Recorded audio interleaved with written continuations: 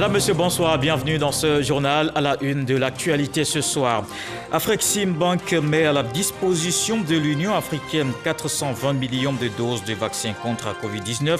C'est ce qu'a annoncé le président directeur général de l'institution financière au terme d'une rencontre avec le président de la République, Alassane Ouattara. Il était aussi question de la coopération entre la banque et la Côte d'Ivoire. Déjà un an qu'il n'est plus, la Côte d'Ivoire ne l'oublie pas. Le cœur et l'esprit, c'est le titre d'un livre autobiographique, 155 pages, qui raconte la vie, la vision politique et le développement d'Amadou Gon Coulibaly. Le Premier ministre Patrick Achi exhorte les Ivoiriens à transformer en réalité le rêve qu'il a laissé.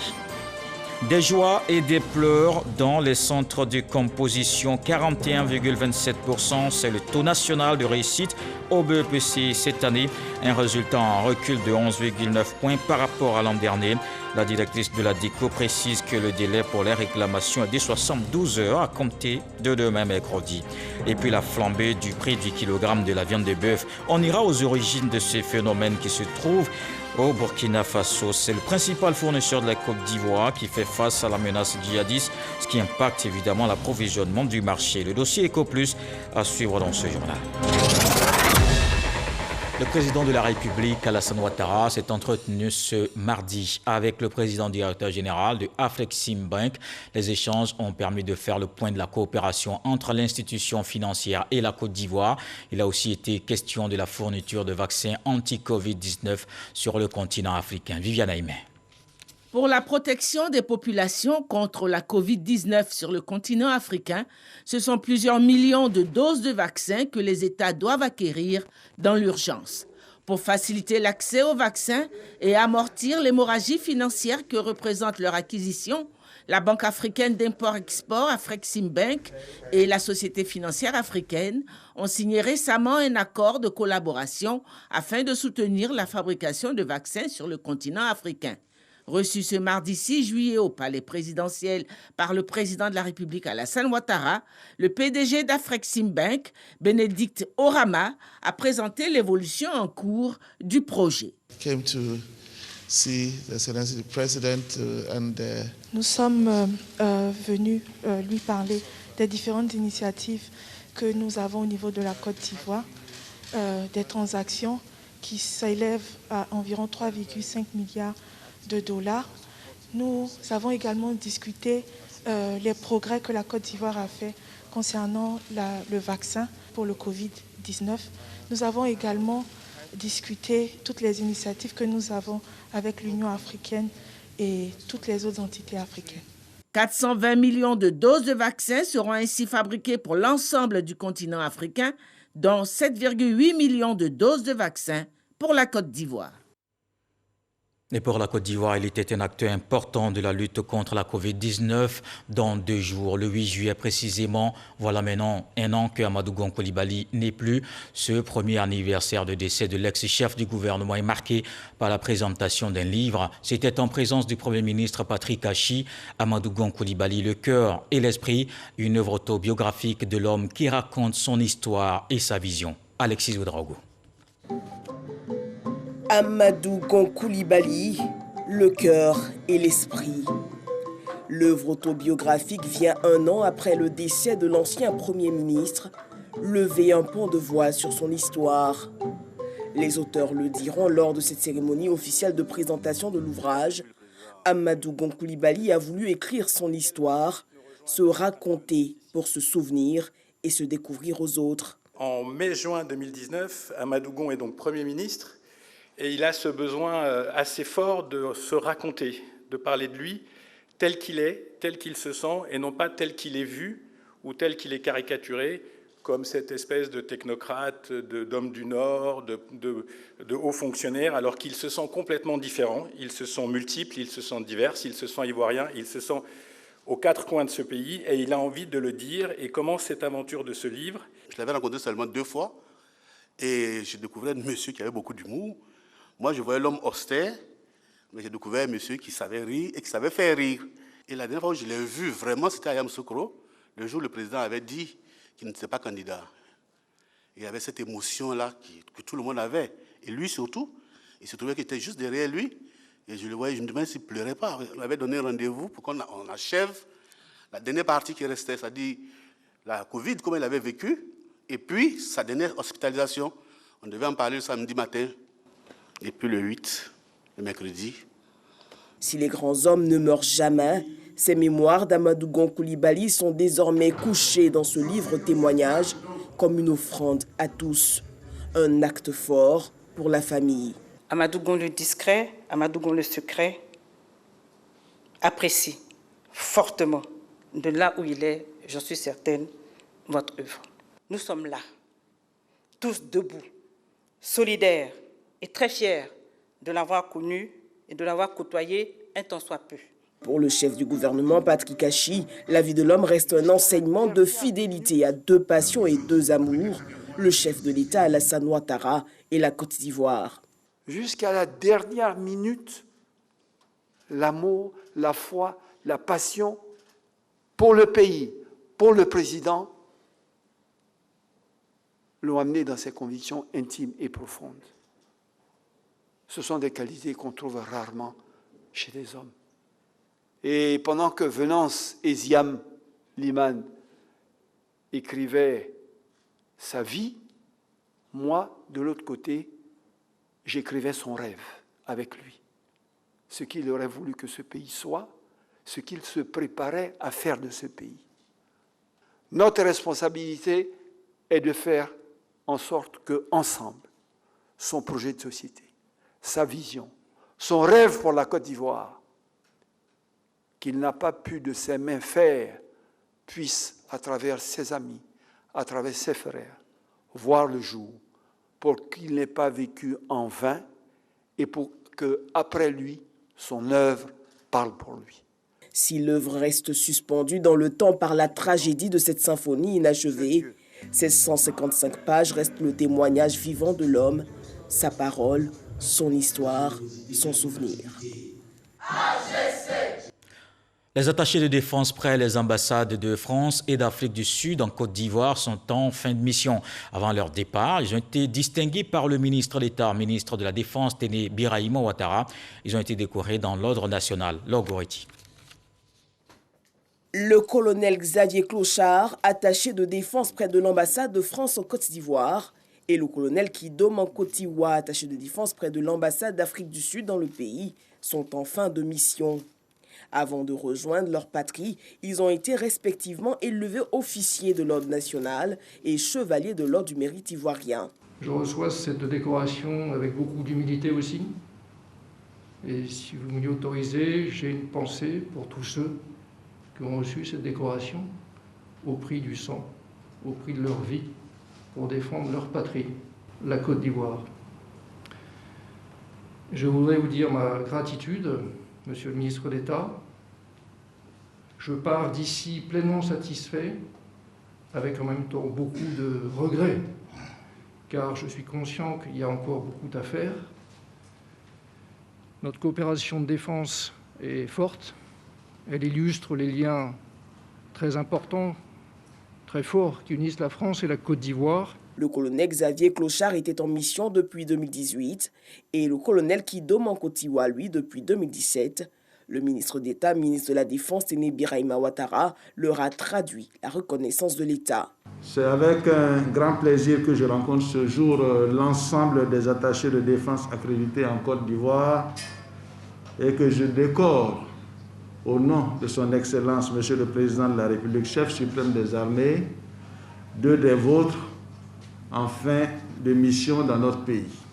Je voudrais également remercier les récipiendaires de ce jour pour les mots de qualité, les mots pleins d'affection qui ont été adressés à l'égard de la Côte d'Ivoire et de ses responsables. Durant le temps passé ensemble, nous avons constaté la consolidation et le renforcement des accords de coopération qui existent entre vos pays et le nôtre. Plusieurs actions fortes sont au compte de la bonne coopération entre ces États, notamment la construction de l'Académie internationale de lutte contre le terrorisme. Justement, la Côte d'Ivoire est engagée dans la lutte contre le terrorisme. Le pays mise aussi sur la mutualisation des efforts. Les chefs d'état-major des armées de Côte d'Ivoire, du Burkina Faso et du Mali se sont réunis ce mardi à Abidjan. Ils ont fait le bilan des opérations de sécurité en cours dans l'espace qu'ils ont en partage. Moussa Konaté. Lutte contre le terrorisme. La Côte d'Ivoire et les pays frontaliers sont engagés pour une riposte commune face à la menace. Les chefs d'état-major des armées de Côte d'Ivoire, du Burkina Faso et du Mali, réunis ce jour à Abidjan, font le bilan des opérations collectives de sécurisation, notamment l'opération dénommée Tourbillon Vert, qui implique les forces des 3 pays. Nous venons de faire un rétexte d'une opération qui a eu lieu il y a à peu près 3 semaines et les conclusions auxquelles nous sommes parvenus sont vraiment excellentes. Donc les échanges ont surtout porté sur la conduite des opérations, des recommandations et des perspectives dans le cadre du renforcement de la coopération. Tout ce qui se mène, il faut un peu s'arrêter, faire le bilan, voir ce qui a marché, ce qui n'a pas marché. Nos populations méritent vraiment d'être tranquilles pour pouvoir vaquer à leur activité économique. Face à l'urgence sécurité, les généraux souhaitent la concertation entre les unités militaires en vue d'une meilleure coordination des missions sur le terrain. L'objectif pour nous, c'est d'arriver à faciliter les rapports de coopération, de fluidifier la coordination entre nos unités qui sont installées de part et d'autre de la frontière. Nous sommes convaincus que c'est la clé de la réussite de toutes nos opérations de sécurisation autour de nos frontières communes. Côte d'Ivoire-Mali, Côte d'Ivoire-Burkina Faso, Mali-Burkina. À leur arrivée au Kangaléni, les généraux de brigade Oumar Diarra et Moïse Minengou ont reçu les honneurs militaires, honneurs rendus par des unités de l'armée de terre, de l'armée de l'air et de la marine nationale. Une autre lutte est engagée, celle contre la Covid-19.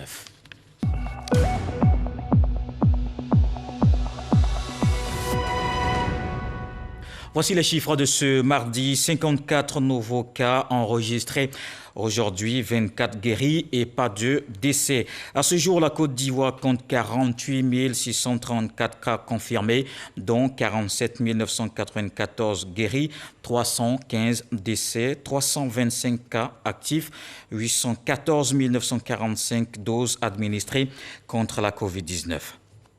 L'actualité est également marquée par les résultats du BEPC qui sont connus depuis ce mardi. 41,27%, c'est le taux national de réussite cette année, un chiffre en recul de 11,9 points par rapport à l'an dernier. Le délai pour les réclamations est de 72 heures à compter de demain mercredi. Des détails avec Sephora Zegui.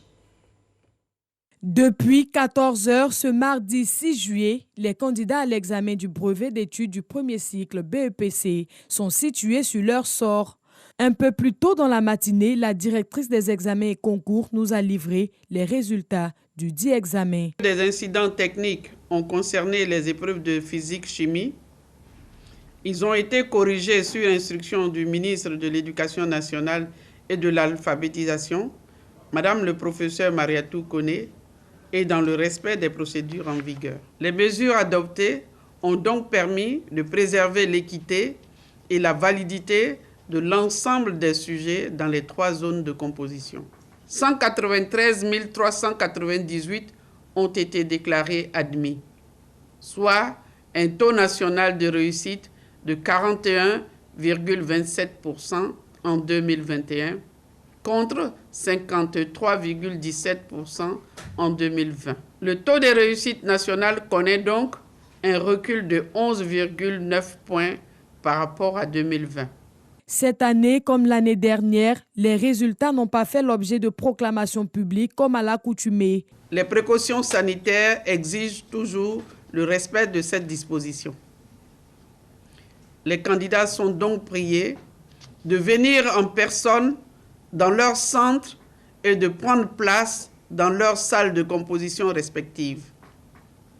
Les relevés de notes ou attestations de réussite leur seront remis individuellement et en main propre dès 14 heures.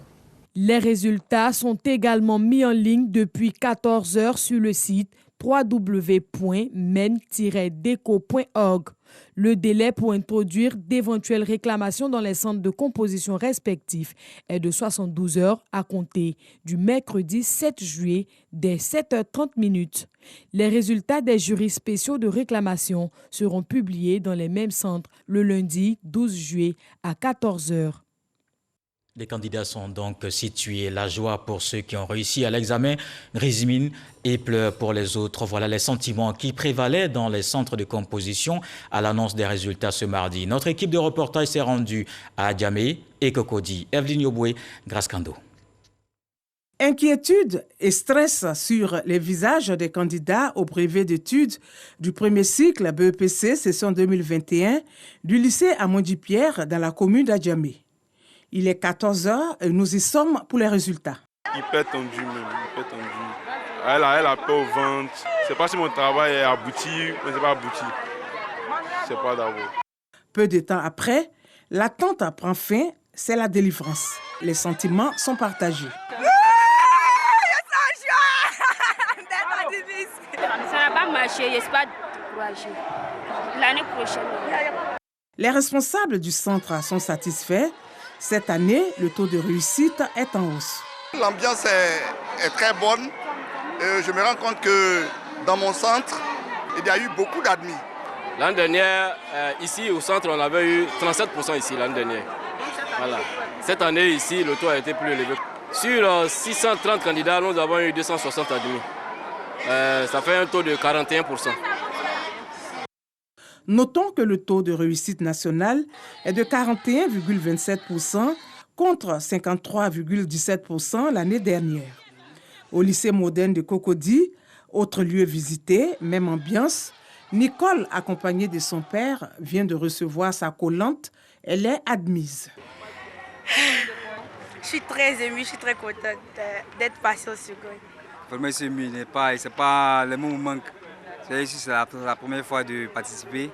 Vraiment, je suis content pour elle. Les résultats du BEPC, désormais connus, recommandation de la tutelle, pas de proclamation publique en raison de la Covid-19. Et on se rend dans le centre du pays à Boaké. Les candidats là-bas aussi, évidemment, partagés entre joie et peine. On le voit avec Kwadjo Kwame. À Boaké, les candidats au brevet d'études du premier cycle BEPC sont fixés sur leur sort dans les différents centres d'examen. En cette année 2021, la proclamation des résultats s'est faite de manière particulière. Coronavirus oblige. Nous ne procédons pas, comme cela se faisait dans le passé, à la proclamation des résultats et également à l'affichage des résultats. Mais nous procédons seulement à la distribution des relevés de notes. Je me sens très bien. Parce que j'aime mon BPC, je suis très contente. Après le BPC, je compte faire la série A. Si certains candidats crient leur joie, ce n'est pas le cas pour tout le monde. Pour le BPC 2021, 25 811 candidats ont composé dans la région de Boaké. 3 208 candidats admis pour la DRENA 1 sur 8 119, soit un taux de réussite de 39,51%. Et 5 478 candidats admis pour la DRENA 2, soit un taux de réussite de 35,81%. Voilà pour le BEPC. Eux aussi sont en fin d'année. Ils viennent renforcer la famille des enseignants du primaire. C'est la sortie de 298 élèves maîtres au CAFOP de Korogo. Après 3 ans de formation, la 50e promotion baptisée Ouattara Lassina, officiellement mis sur le terrain. Ils sont exhortés à travailler pour une éducation de qualité et compétitive. Le reportage de Soro Corona. Ils sont 298 élèves maîtres, dont 164 filles du Centre d'animation et de formation pédagogique CAFOP de Korogo a rejoint la grande famille des enseignants. Les apprenants de la 50e promotion baptisée Ouattara Lassina sont mis sur le terrain après 3 ans de formation théorique ponctuée de stages. Ces futurs enseignants s'engagent à faire du système éducatif ivoirien le plus performant. Et nous sommes la première promotion à reprendre ces 3 ans dans les CAFOP. Je pense que les enseignants qui vont sortir de ces 3 années seront effectivement des enseignants très aguerris. Lassina Ouattara conseiller technique du président de la République, parrain de la cérémonie, exhorte les élèves maîtres à être des modèles. Le député de Korogo Commune les invite à redorer le blason de l'école ivoirienne. Ne vous fâchez pas comme nos enfants. Il faut être à l'heure à l'école. Enseignez nos enfants comme vos enfants. C'est important. Soyez des modèles. Quand vous voyez le président de la République, c'est parce qu'il y a un enseignant qui l'enseigne. Le président de la République, Alassane Ouattara, a dit d'être des enseignants bien. Pour les autorités administratives, éducatives et élus, le gouvernement attend beaucoup des futurs enseignants. Être enseignant, agent de l'État exige des qualités au plan moral, professionnel et civique à l'instar de tous citoyens. En somme, nous attendons de vous des modèles. Le Centre d'animation et de formation pédagogique de Korogo a accueilli ses premiers élèves maîtres en 1971. Les responsables du CAFOP demandent sa réhabilitation pour une formation de qualité.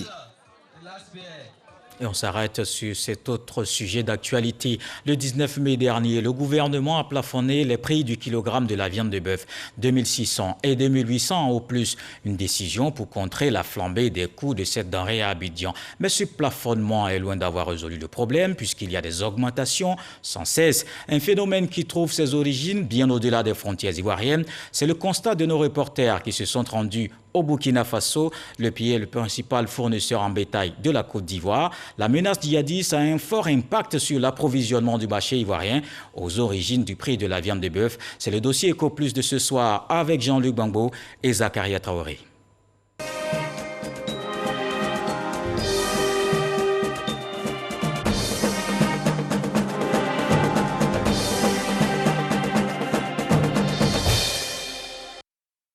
Est-ce que vous arrivez à avoir 2300 comme en gros? Ça dépend, 2400, 2450, 2500. Danyogo Komisiri est le directeur des abattoirs d'Abidjan. À Port-Boué, il effectue régulièrement des visites au boucher. Mais celle qu'il mène aujourd'hui est loin d'être une visite de routine. C'est une période difficile, hein, mais je pense que progressivement, les choses vont s'arranger. Ça commence à aller un peu. Ça, oui. Nous-mêmes, au niveau de l'arrivage, on a vu que ça commence à s'améliorer. Depuis plusieurs semaines, le bovin se fait rare auprès des bouchers. Le prix du kilogramme de viande, lui, a vite fait de prendre l'ascenseur. On a acheté demi à 1200.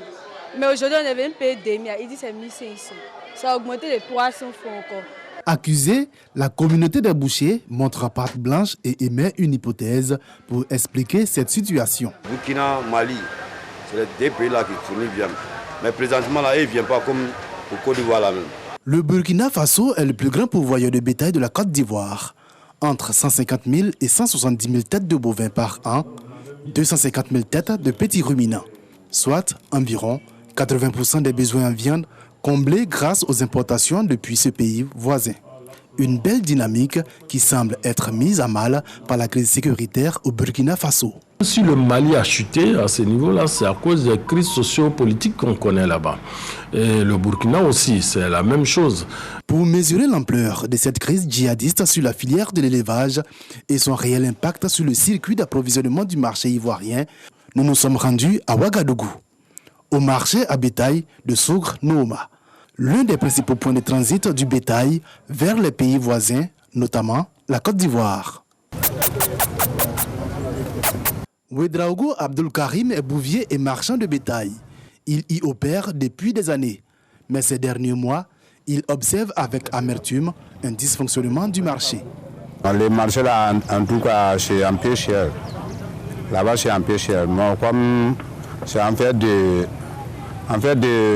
gens là, ne rentrent pas de marché là comme ça. Quel genre? Moi, je ne sais pas. Tout le monde sait. Ce qu'Abdul Karim ne veut pas nommer et qu'il désigne pudiquement par les gens, ce sont les djihadistes.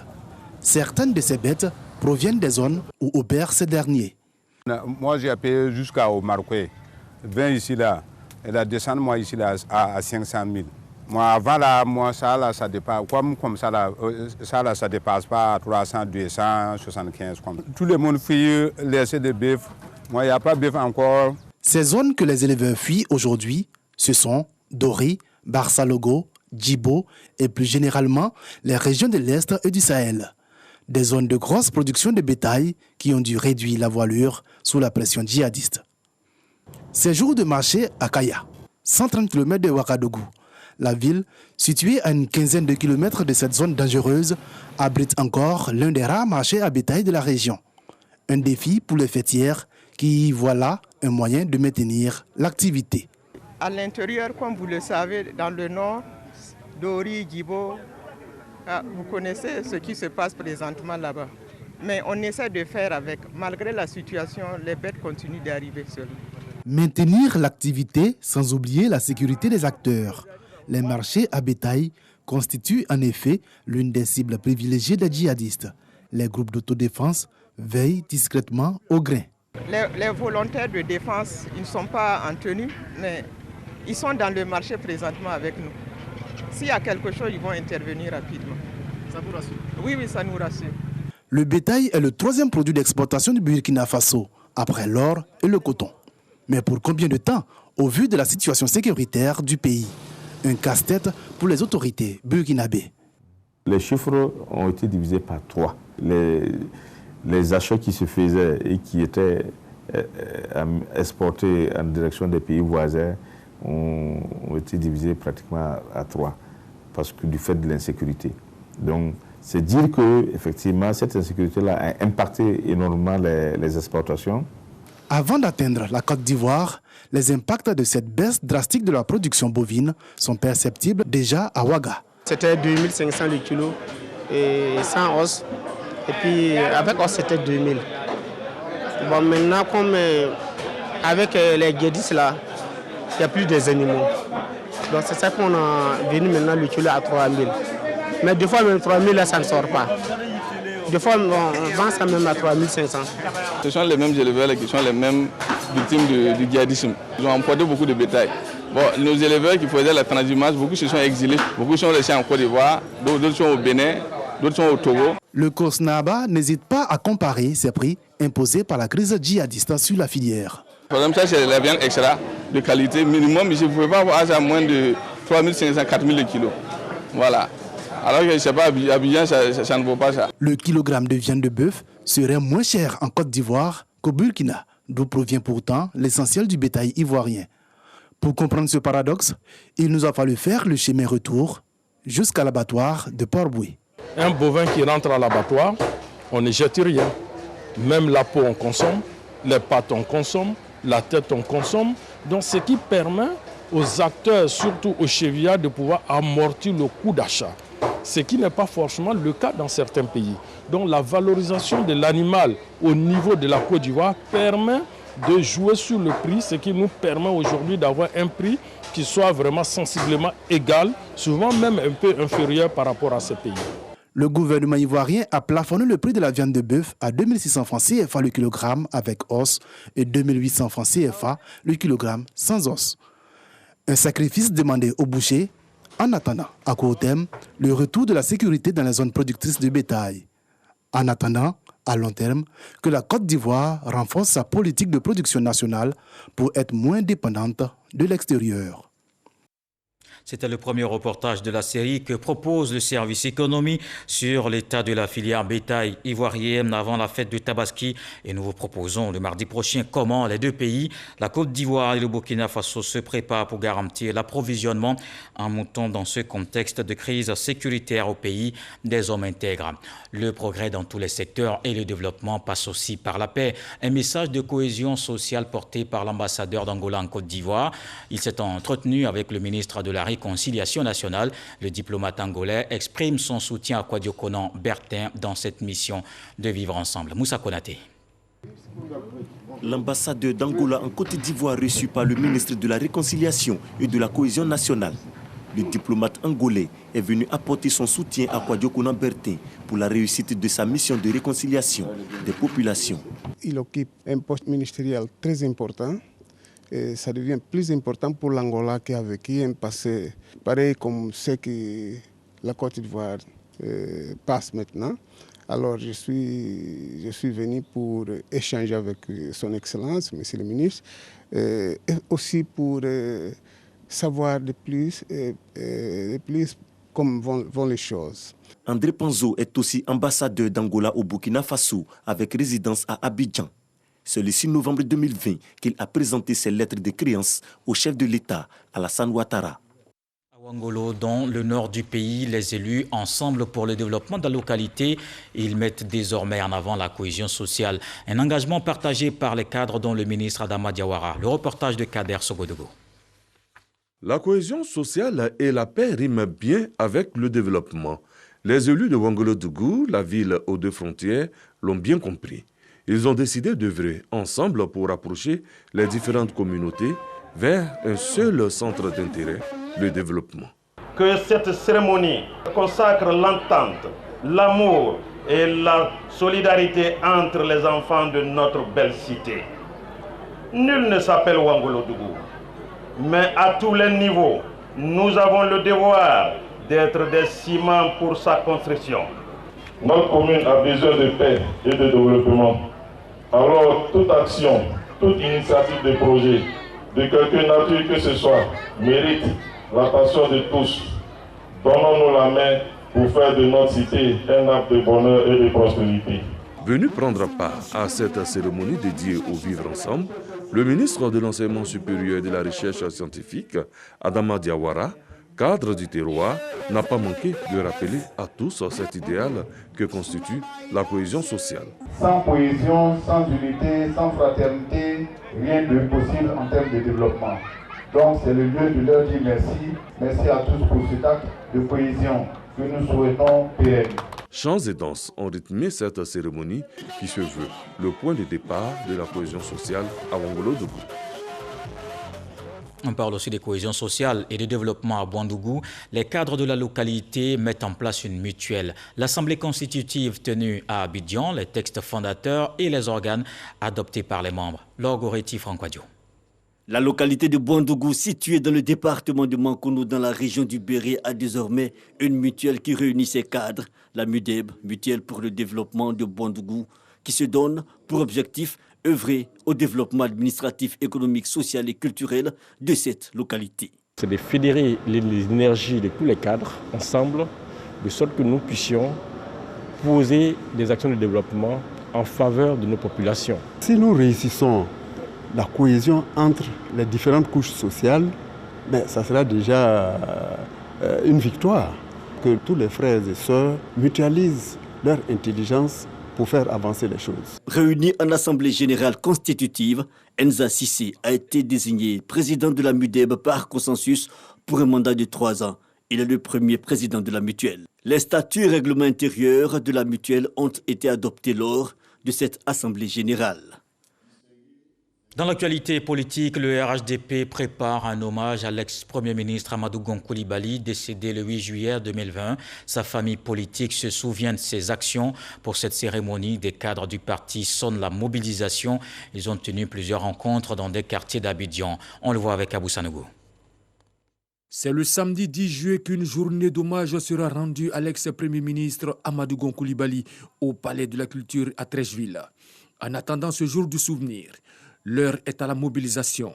À Yopougon Andokwa, le conseiller du président de la République, Lassina Ouattara, dit l'ASPR, et Touré Souleymane, conseiller du Premier ministre, ont lancé une caravane pour sonner la mobilisation autour de l'événement. Ces deux personnalités ont rappelé les actions menées par le défunt Premier ministre en faveur des populations et de la Côte d'Ivoire.